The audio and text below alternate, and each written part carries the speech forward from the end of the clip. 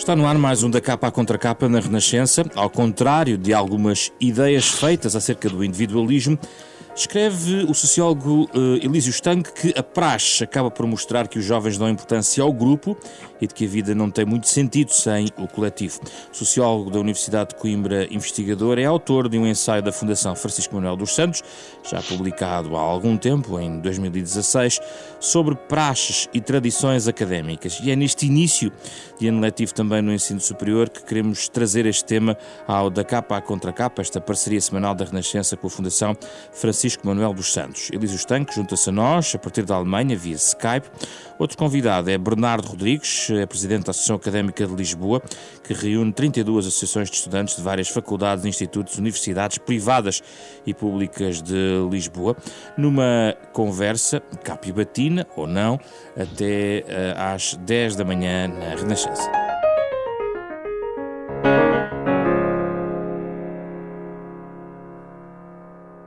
Bem-vindos, obrigado pela vossa disponibilidade. A saudação especial a Elísio Stanque, que apesar de não estar em Portugal, participa connosco a partir da Alemanha via Skype. Obrigado pela vossa disponibilidade. Começo por si, Bernardo.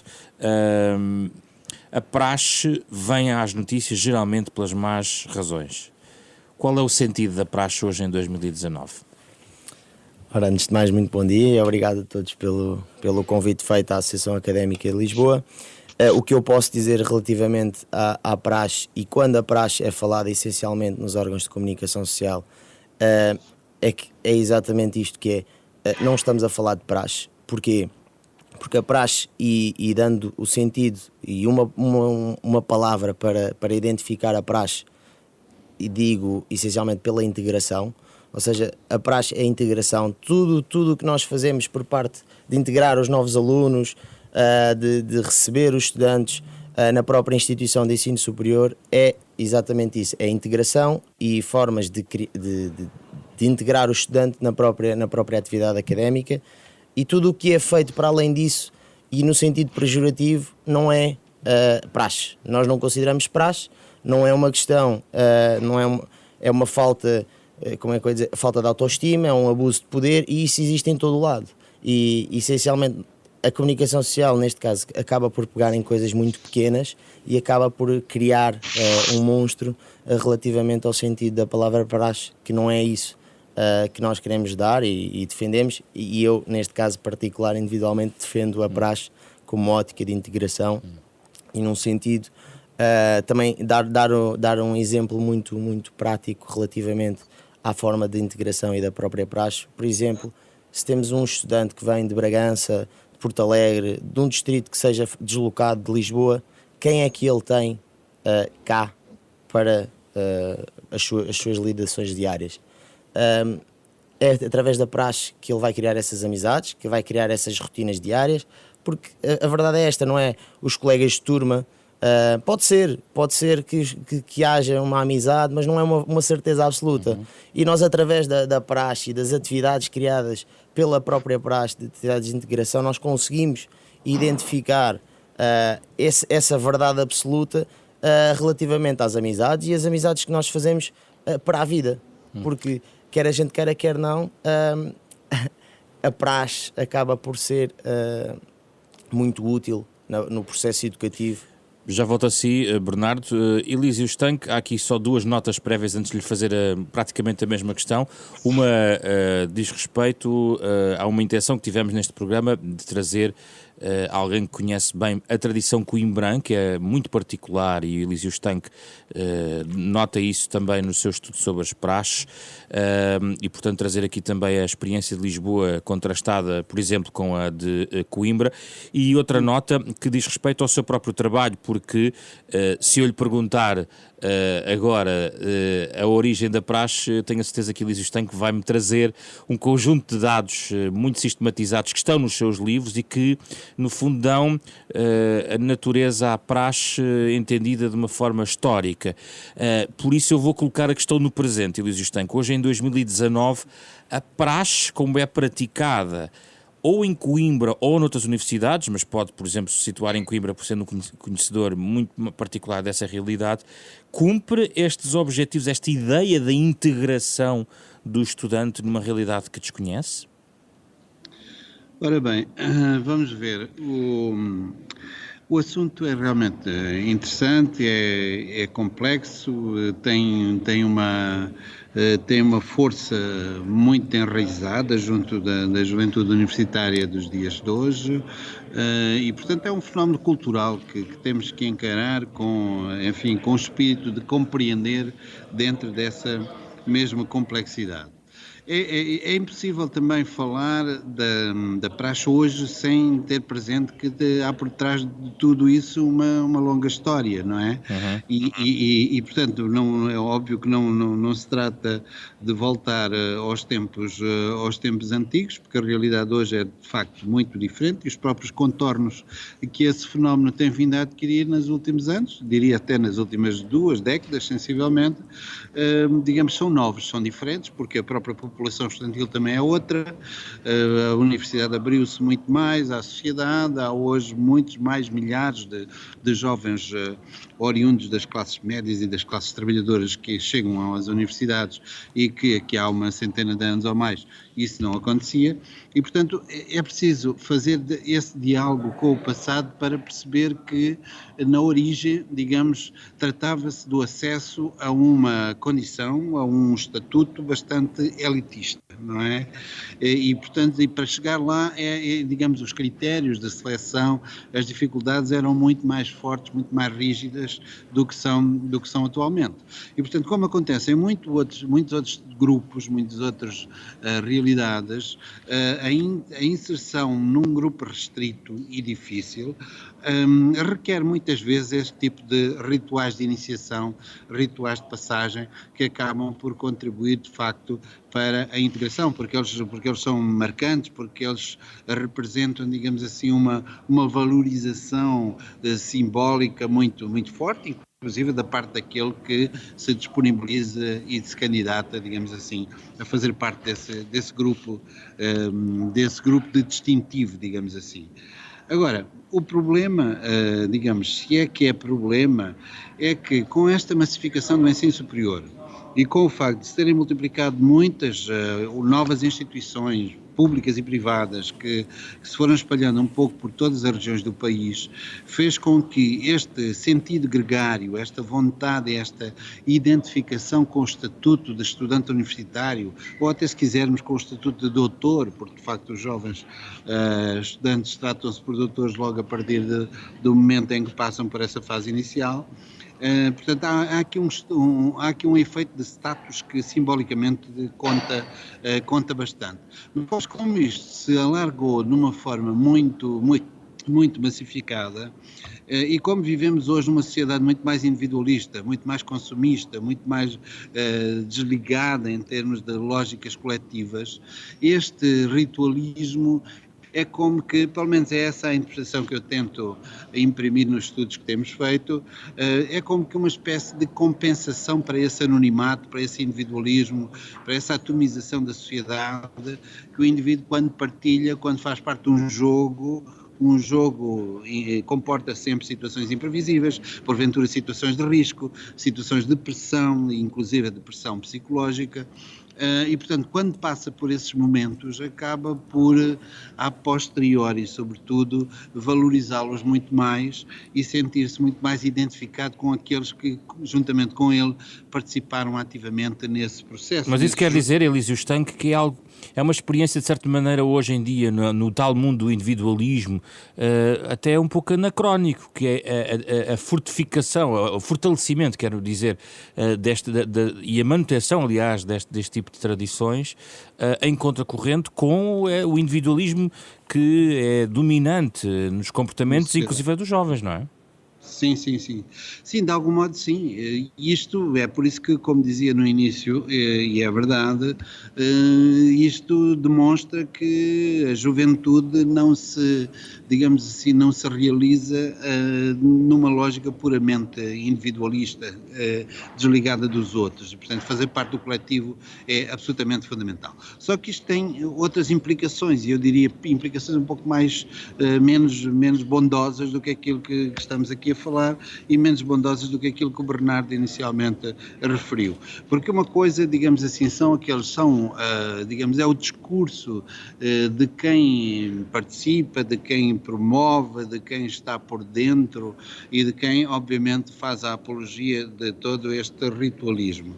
Mas uma coisa é esse discurso e outra coisa é a realidade que nós observamos no dia a dia. Eu, por acaso, sou de Coimbra e conheço bem Coimbra, mas também conheço Lisboa. Aliás, estudei em Lisboa, estudei no ISCTE e frequento muitas vezes, digamos, universidades e instituições em Lisboa, designadamente nesta época do ano, onde, digamos, os rituais da praxe também são muito presentes e muito marcantes. E aquilo que nós observamos diretamente, muitas vezes, eu diria demasiadas vezes, são aspectos que não são tão benignos, nem tão bondosos Por como exemplo, aquela que é para imagem. ouvirmos o Bernardo a seguir. Dê-me um exemplo. É aquilo que ele disse, que ele falou dos abusos de poder e a falta de autoestima que não são praxe. Pois não são praxe, por isso não deviam estar presentes nos rituais da praxe, mas estão. E aí é que está a grande contradição. Uma coisa é uma imagem idealizada da boa praxe e outra coisa é a realidade com que nós constatamos no dia a dia, nos espaços públicos, em situações deploráveis, de apologia do poder pelo poder, de bajulação do mais velho só porque é mais velho, e isso para mim, digamos assim, são efeitos nocivos para a formação dos jovens que poderiam perfeitamente, a meu ver, ser integrados sim, com rituais e com jogos sim, mas numa lógica diferente que não tem que ser essa. Deixa-me ouvir o Bernardo sobre esse ponto que está agora a sublinhar, Bernardo.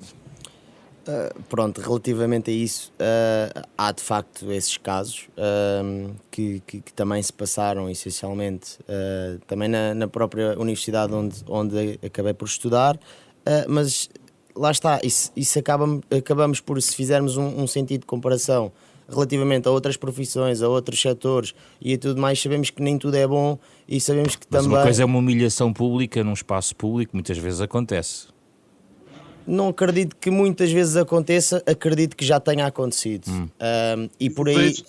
Peço desculpa pela interrupção. Eu vejo sistematicamente, e isto não é único, com certeza que não é único de Coimbra, nem de Leiria, nem do Porto, grupos de jovens, homens e rapazes e raparigas acabados de chegar a andar de quatro, com cintos à volta do pescoço, a serem tratados como animais, a obedecerem a ordens que são gritadas como se tratasse de um pelotão militar. Isto é humilhação. Mesmo que eles Bernardo? Isso não é praxe. Isso não é praxe. Mas não podemos... Bernardo, se não é praxe, existe uma maneira de policiar a praxe, porque vou dar vários exemplos. Historicamente, aliás, o livro de Elísio Stanque sublinha a questão histórica, a questão dos códigos que existem do ponto de vista da aplicação da praxe, não é? Elísio Stanque. Sim. Os próprios veteranos, os próprios defensores, como o Bernardo aparentemente é um deles, defensores das boas práticas dentro dessa praxe, deveriam então encontrar formas de, com base em voluntários, com base em estudantes mais velhos e mais conscientes, conter e evitar para que esses abusos deixassem... Bernardo, os códigos e a intervenção dos veteranos são suficientes para mudar alguma coisa neste ponto? E aproximar a praxe daquilo que defende, por exemplo? Desde que seja pela defesa da praxe e das boas práticas da praxe, sim. Agora, nós temos que ver também outra situação, que é, nós a partir do momento em que temos um Conselho de Veteranos, temos um código para nos regirmos, temos que ver depois também tudo o que está envolvido dentro do próprio código, porque uma coisa, eu por exemplo, estudante da Universidade Europeia, onde eu fiz a formação a nível dos meus estudos, como por exemplo no caso do ISCTE, se nós compararmos o Código da Praxe e são duas estruturas de Lisboa, nós estamos a falar de códigos possivelmente diferentes, ou seja, há diferentes regras relativamente a esta questão. Há um trabalho a fazer de uniformização, é isso? de códigos? Ou isso não é possível sequer? Não sei se será possível, não é por uma questão. Se formos perguntar, por exemplo, a minha opinião relativamente a isso e sobre a questão do uniformidade relativamente ao código da praxe, possivelmente tirando uma ou outro pormenor relativamente às tradições também da própria casa e tudo mais, possivelmente seria um bom ponto de partida para começarmos a ter de facto as boas práticas, porque essencialmente em muitos dos sítios e muitas das instituições de ensino superior acaba por haver boas práticas. O problema é que depois acaba por ser, se tivermos 2, 3 horas de praxe, acabamos por ter 3, 4, 5 minutos em que existem, por exemplo, estes casos que o doutor acabou por identificar, nomeadamente ali na parte da Universidade de Coimbra, que isto acontece. E o que é que nós estamos a ver? Estamos a ver 3 horas de atividades de integração, em que dessas mesmas atividades fazem sentido para o próprio estudante, numa ótica de, mesmo que não queiramos fazer parte da própria praxe, estamos a falar dos futuros potenciais pessoas que nós levamos para a vida, futuros amigos, neste caso, e é um bom ponto de partida que nós acabamos por ter. Agora, lá está, agarramos em 3, 4 minutos e damos um sentido pejorativo relativamente à própria questão. É mau, nós não queremos que essas situações se repitam e replicam. Agora, todo o processo relativamente à uniformização, relativamente aos códigos da praxe, é uma questão que a própria praxe tem que ser colocada. Mas já agora, Bernardo, vê com bons olhos uma política de tolerância zero da tutela em relação às praxes? Não. Nos últimos anos tem havido uma posição muito mais firme, pelo menos do ponto de vista do discurso, desta matéria por parte da tutela? Eu penso que são declarações e posições completamente injustas, porque não estamos a ver casos em concretos. Nós pegamos num caso e perante esse caso nós fazemos uma afirmação relativamente à posição que até a tutela acaba por ter. E muitos dos casos relativamente a esta parte da praxe, por exemplo, eu vi cartazes que o Ministério acabou por espalhar por as diversas instituições de ensino superior completamente errados relativamente ao contexto, relativamente à situação vivida pela própria praxe, por uma situação que lá está, que foi mencionada. Estavam a distorcer, na sua opinião, a realidade da praxe? Completamente. Porque o que acaba por acontecer nessas situações de extremo não é praxe. Elísio Estanque, como é que vê esta intervenção da tutela neste tipo de fenómenos, neste caso em que há abuso também?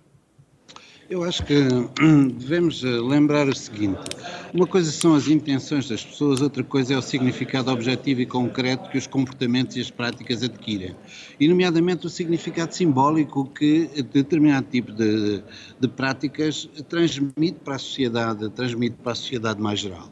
Eu não acho saudável, para dizer o mínimo, verificar grupos de jovens defensores da praxe a gritar a bondade de ser humilhado como se fosse uma coisa necessária, fundamental para se formarem como adultos. Mas se não é praxe, é um abuso, por exemplo, num espaço público, pode ser denunciado, investigado e perseguido. Pode, mas a questão é que uma coisa é aquilo que pode e outra coisa é aquilo que é realidade. E a realidade, como nós sabemos, é bem diferente daquilo que são as normas e daquilo que são até os direitos. O Código da Praxe de Coimbra tem, salvo erro, 289 artigos. Esses artigos, se fosse feito um estudo sério, revelam que qualquer daqueles artigos é suscetível das mais diversas interpretações. Por além de mais, ninguém lê essas normas e muito menos ninguém controla se elas são ou não respeitados. Gostava de saber qual é que é a instituição de ensino superior onde o Código da Praxe é 100% respeitado. Eu não conheço nenhuma. Depois, há aqui a questão das alternativas e a questão da fiscalização da própria abuso da praxe. Não, eu não sou contra a praxe, desde que haja de facto liberdade de cada um na escolha.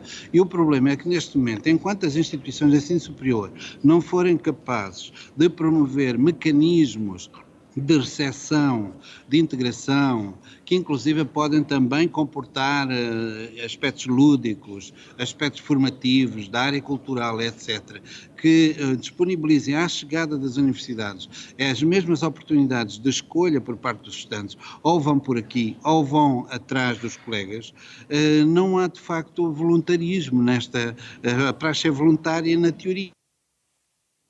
Perdemos aqui a ligação, vamos tentar retomá-la com o Elísio Estanque. Falávamos aqui da questão da fiscalização. Já agora, no caso da Associação Académica de Lisboa, já falou, os códigos são de instituição para instituição, basicamente. Sim. E como é que é? E há uma fiscalização interna?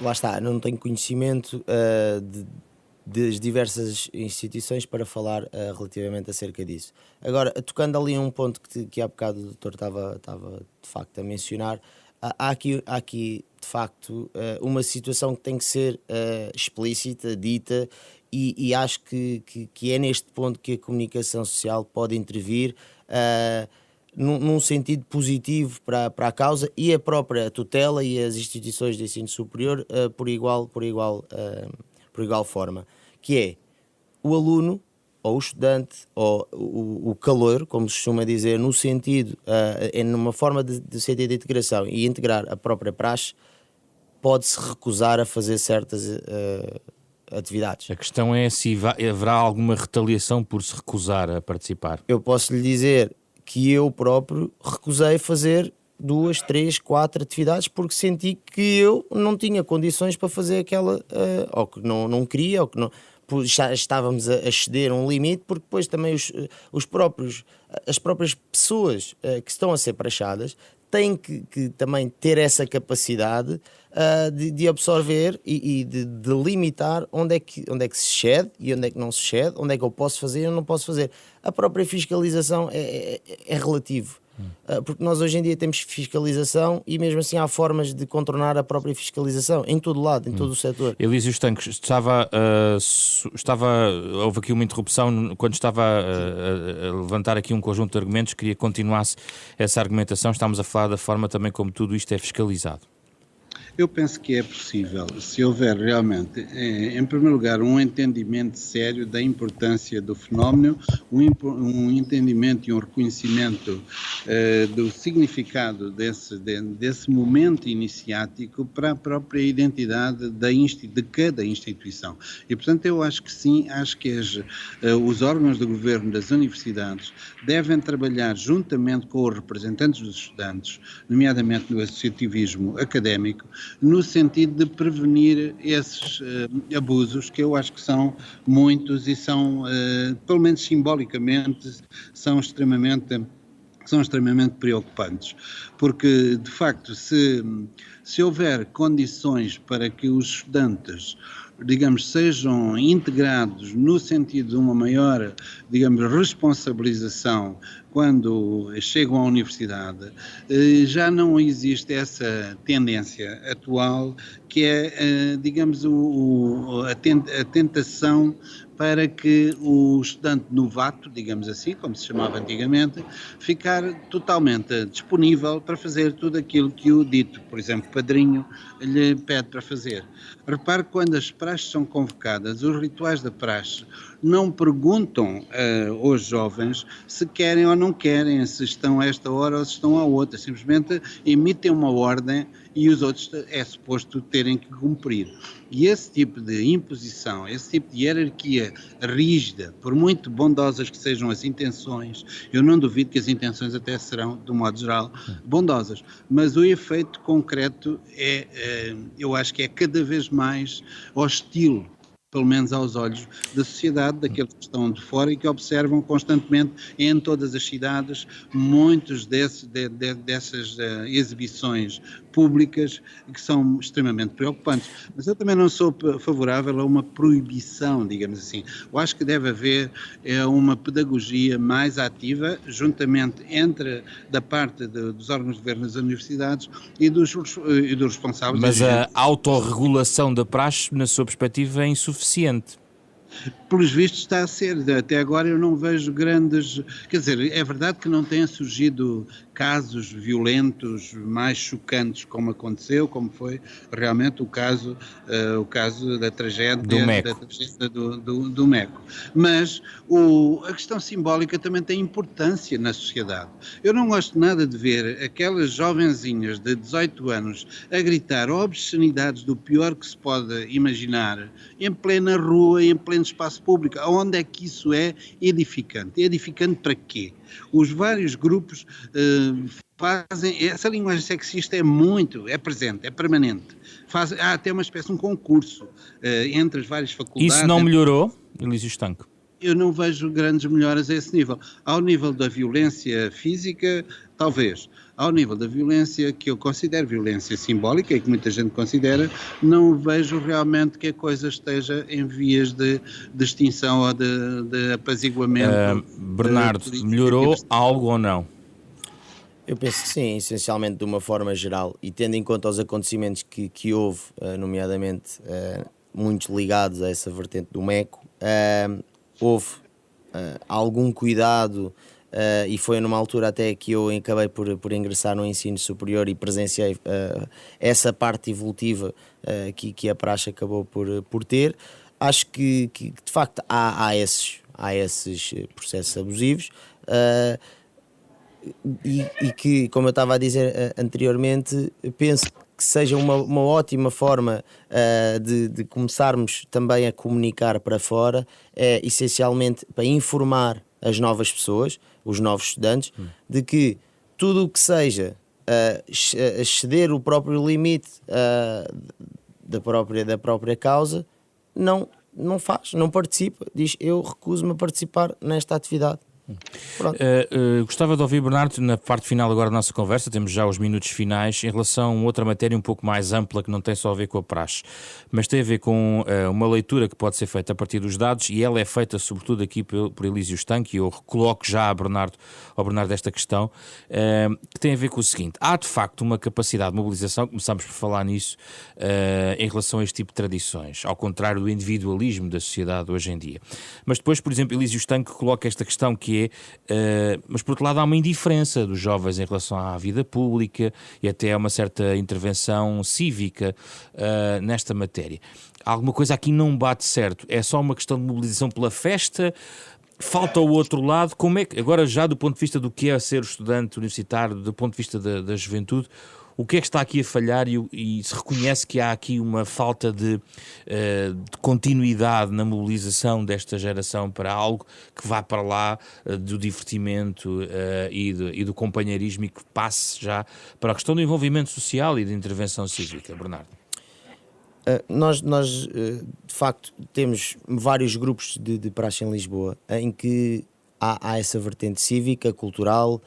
Vemos praxe. Não estou a falar de praxe, estou a falar dos estudantes universitários e de uma geração em que se mobilizam para um conjunto de ações de entretenimento, naturais e normais e até saudáveis em muitos aspectos, mas depois há um adormecimento às vezes em relação a causas cívicas que, curiosamente, hoje em dia até vemos em gerações muito mais novas. Hoje em dia nós estamos a gravar num dia de greve climática mobilizada no secundário, não propriamente no ensino superior.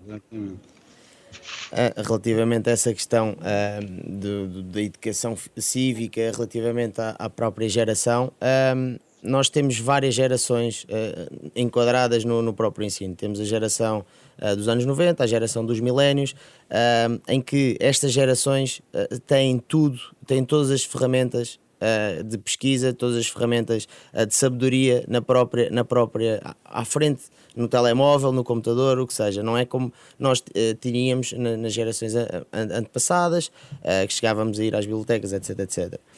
E no que toca a essas questões, depois, lá está, essa parte, o exemplo que acabou de dar, acabamos por participar nelas, mas depois acabamos por desvirtuar relativamente àquilo que civicamente nós temos que...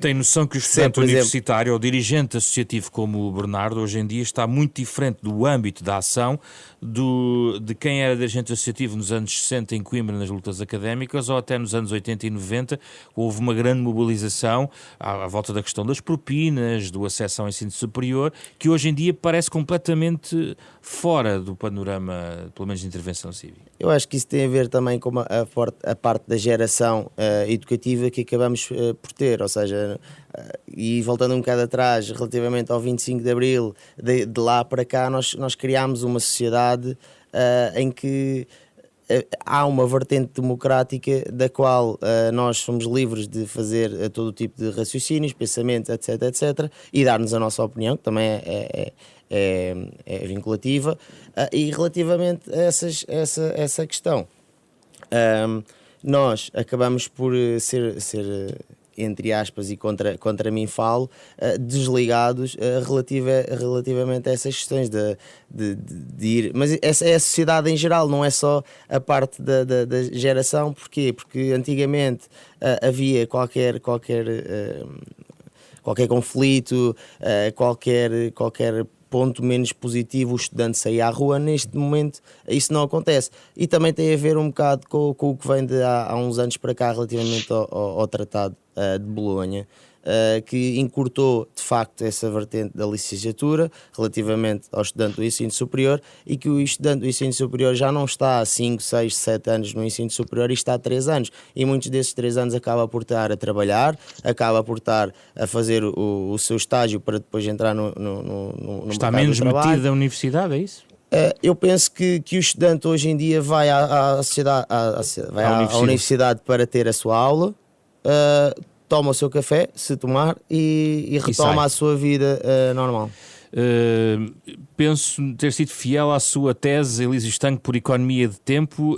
Gostaria de o ouvir ainda sobre esta matéria da mobilização geracional, ligada, por contraste com aquilo que começámos a falar, uma adesão até de certa maneira massiva a este tipo de integrações, e não só, mas também de momentos de diversão que estão associados sempre à vida académica. Ok, eu tenho algumas coisas a dizer sobre isso, espero que me dê pelo menos 2 a 3 minutos. Força. É o seguinte, eu acho que há aqui o problema de fundo tem que ver com a educação para a cidadania, tem que ver com a educação para a cultura, para a cidadania, para a participação cívica e para a participação política, e isso obviamente passa por um investimento por parte das autoridades, desde logo nos níveis mais baixos do ensino secundário e até do ensino básico. Aliás, creio que algumas medidas estão a ser avançadas nesse sentido. Porém, no caso aqui do tema que estamos aqui em discussão, eu penso que há aqui uma espécie de tripé entre praxe, associativismo e consumismo.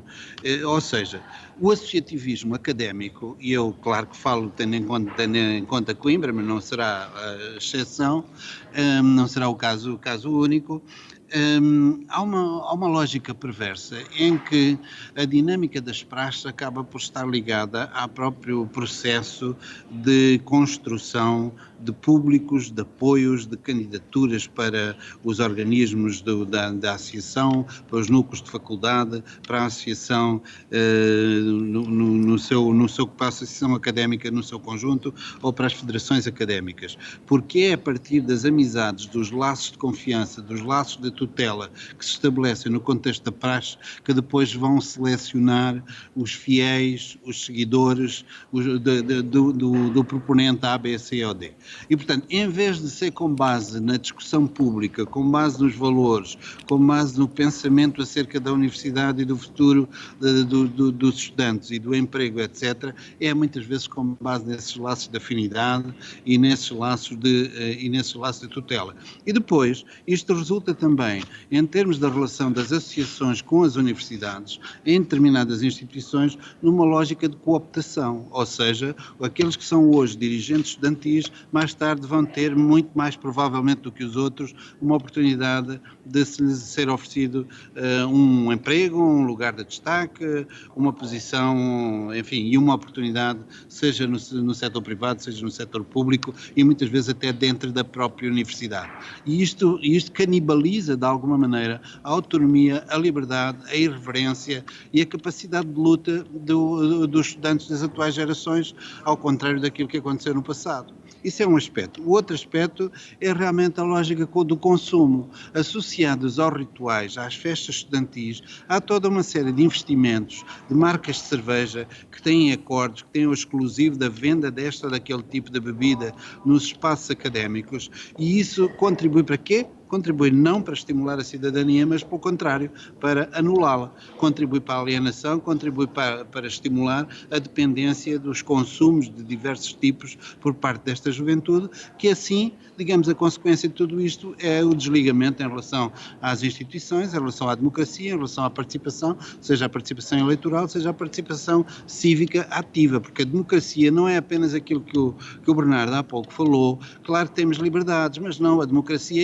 é uma planta sempre muito frágil, precisa de ser alimentada, e nós precisamos, Portugal, nomeadamente, e a Europa inteira, do contributo das novas gerações para reinventar, se necessário for, a própria dinâmica democrática. E como dizia há pouco, e é verdade, são as gerações mais jovens que estão ainda fora e aquém da universidade, que estão neste momento a desencadear essas lutas climáticas que podem, e aí está de facto uma semente de esperança para as futuras gerações. Espera-se que estes, quando chegarem à universidade, tenham uma atitude diferente, um entendimento diferente e uma outra mobilização para exigir das instituições e nomeadamente das universidades uma reorientação em termos sociais, em termos culturais e em termos da formação política e cívica.